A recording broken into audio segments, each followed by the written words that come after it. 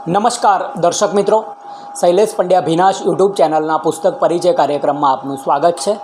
દર્શક મિત્રો, આજે પુસ્તક પરિચયમાં કવિશ્રી અંકિત વાઘેલા દ્વારા મોકલાયેલ મારા ઘરના સરનામે આ સંગ્રહ આવ્યો હતો, ઝાકળને કોણ સમજાવે વિશે વાત કરવી છે મારે. કવિશ્રીએ ખૂબ સમય પહેલાં આ સંગ્રહ મોકલ્યો મને. લગભગ કાવ્યરસમાં એમનું રેકોર્ડિંગ પણ પછી થયું, પરંતુ આ સંગ્રહ મોકલ્યો એટલે મારે આ પુસ્તક પરિચય મેં એટલા માટે જ આ કાર્યક્રમ શરૂ કર્યો છે કે જેટલા ભાવકોએ ભલે જીટીપીએલના રેકોર્ડિંગ માટે મને સંગ્રહો મોકલ્યા હોય, પરંતુ મારે પણ એના વિશે કંઈક લખવું જોઈએ, બોલવું જોઈએ, અને એ ભાવનામાંથી આ પુસ્તક પરિચય કાર્યક્રમ મેં આપ સુધી પહોંચાડ્યો છે મારી યુટ્યુબ ચેનલ પર. અને કોઈ પણ ચેનલ એ યુટ્યુબના માધ્યમથી સીધી આપ સુધી પહોંચે, આપના ભાવકો છે, આપના સ્વજનો છે, એ આપના 50-100 મિત્રો જે તમારા અંગત હોય એ આ કાવ્ય સંગ્રહ સુધી પહોંચે, એ જ ભાવ છે આપણો. આપણે કંઈ મિલિયનમાં વ્યૂ નથી જોઈતા. મારો ભાવ છે, તમે મને સંગ્રહ મોકલ્યો, તમારો ભાવ છે, મારો ભાવ છે કે આ સંગ્રહ વિશે હું બોલું છું, અને તમારા સ્વજનોનો ભાવ છે કે તમારા સંગ્રહ વિશે સાંભળે છે. આ વાત અહીં આ વર્તુળ પૂરું થતું હોય છે.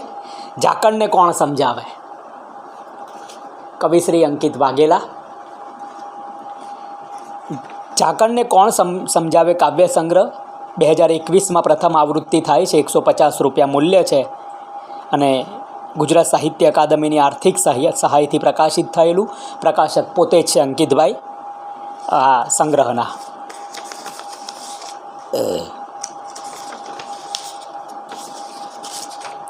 સરસ અંકિતભાઈ પત્ર પણ સંગ્રહ સાથે મોકલ્યો હતો. માન્ય કવિશ્રી, નમસ્કાર, મજામાં હશો. પ્રથમ પુસ્તક મેં પ્રકાશિત કર્યું છે. 45 ગઝલો, 29 ગીત રચનાઓ, 9 છાંદસો મળીને 83 કવિતાઓનો સમાવેશ કર્યો છે. આપને સપ્રેમ મોકલી રહ્યો છું. આપનો અમૂલ્ય પ્રતિભાવ આપશો એવી આશા રાખું છું. અંકિતભાઈ, આ પ્રતિભાવ ખૂબ મોડો આપી રહ્યો છું. આપે ખૂબ પહેલાં પુસ્તક મોકલ્યું હતું. 2016થી મને પુસ્તકો મળી રહ્યા છે.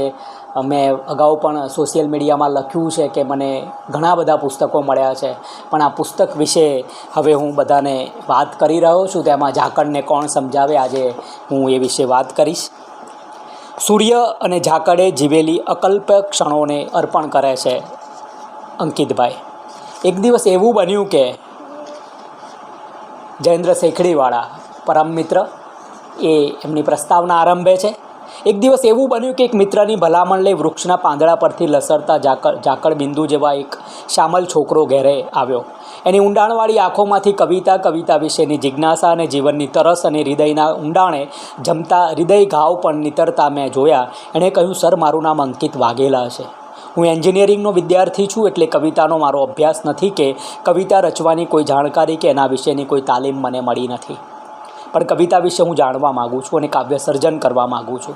આ પહેલાં મેં વાંચ્યું છે ઘણું બધું. મને કાવ્ય રચવાના પ્રયાસો પણ કર્યા છે. મેં મારી રીતે કરેલા પ્રયાસોને એક કાવ્ય સંગ્રહમાં મૂકવા માગું છું, જેથી હું મારો ક્યાસ કાઢી શકું. કાવ્ય સંગ્રહનું નામ રાખ્યું છે ઝાકળને કોણ સમજાવે. તમે એની પ્રસ્તાવના લખી આપો.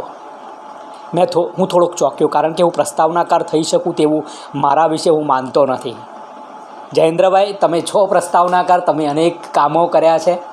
જયેન્દ્રભાઈ શેખડીવાળા ખૂબ સારા મિત્ર, અને એમને સરસ પ્રસ્તાવના લખી છે અને સરસ કવિતાઓનો એમણે ઉલ્લેખ કર્યો છે. વલ્લભ વિદ્યાનગરમાં રહે છે જયેન્દ્રભાઈ. અંકિતભાઈ પોતાની વાત મૂકે છે. કવિતાના શબ્દને નાની ઉંમરથી જ મને આકર્ષ્યો છે. કવિતા નામના શબ્દોને લયબદ્ધ કરીને પ્રાસમાં બેસાડવાનું કેવી રીતે સહજ મારામાં ઉતર્યું તેનો તાગ આજ સુધી હું મેળવી શક્યો નથી. આસપાસ ઘટિત થતી ઘટનાઓ કે મનમાં અવ્યક્ત રહી ગયેલા ભાવોને શબ્દરૂપે ઉતરવાની પ્રક્રિયા મને વહાલી લાગે છે. ક્યાં બાત હે. ઝાકળને કોણ સમજાવે શીર્ષક એ અર્થમાં પસંદ કર્યું છે કે આપણે ક્ષણભંગુર પદાર્થને વધારે પ્રાધાન્ય આપવાનું મહત્ત્વ સમજીએ છીએ. ઝાકળના ટીપાને અદૃશ્યમાન થવા પાછળ સૂરજે કોઈ અલગ પ્રયત્ન કરવો પડતો હોતો નથી. ક્યાં બાત હે, બહુ અચ્છે. પ્રથમ ગઝલ આપ સુધી. તમે આવો જો પાસે તો એક વાત કહું, દીવો ઝળહળે શ્વાસે તો એક વાત કહું. આમ તો મારે કંઈ કહેવું નથી, પણ તું આવીને તપાસે તો એક વાત કહું. ઘણી આગેથી શોધ ચાલી રહી છે અંદર. પાસમાં જો કશું ભાશે તો એક વાત કહું, તમે આવીને યત્ન કરી જુઓ એનોય. દુખતી નસ દબાશે તો એક વાત કહું, વિશ્વ આખું કાન માડી રહ્યું છે વાત પર. એ દિવાલ હચમચાશે તો એક વાત કહું. ક્યાં વાત હે. 19મી, આમ અમથું કંઈ થાતું નહીં, કોઈ લખાવે નહીં ત્યાં સુધી લખાતું નહીં. અમસ્તો કોલાહલ કરે છે અહીંયા લોકો, એ એક જણ વિના તો કોઈને ગમાતું નહીં. ઈચ્છાઓ ઘરને આંગણ દીવો કરે છે, તોય પેલા કાળમીંડ ઈશ્વરને પમાતું નહીં. આ વ્યવસાય એન્જિનિયર છે મિત્ર, પણ સરસ કામ કરે છે કવિતામાં.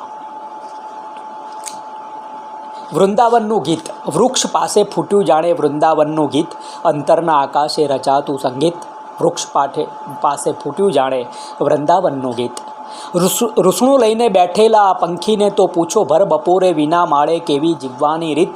વૃક્ષ પાસે ફૂટ્યું જાણે વૃંદાવનનું ગીત. સરસ. આપણે ટાઇટલ ઝાકળને કોણ સમજાવે. કોઈને એકે વાર મળ્યા ના હોય તો એ ઘડી ઘડી યાદ એની આવે, એવું ઝાકળને કોણ જઈ સમજાવે. અણધાર્યા ચોગડીએ સંદેશો મોકલેલો વર્ષો પહેલાંની એક સાંજે, શબ્દોમાં હવે કોઈ જાદુ થયો ને, એ તો આંખોમાં આંસુઓ આંજે. છલકાતી આંખ મને મનગમતું દ્રશ્ય છે એકમેક વિના ન કદી ફાવે, એવું ઝાકળને કોણ જઈ સમજાવે. દિલમાં છે બંધ તોય આંખોની તરસ, એની આંખોને બંધ કરી જોવાનું. પ્રેમ છે રાધાને કૃષ્ણના જેવો, એટલે નિયતિમાં ખારું હોવાનું.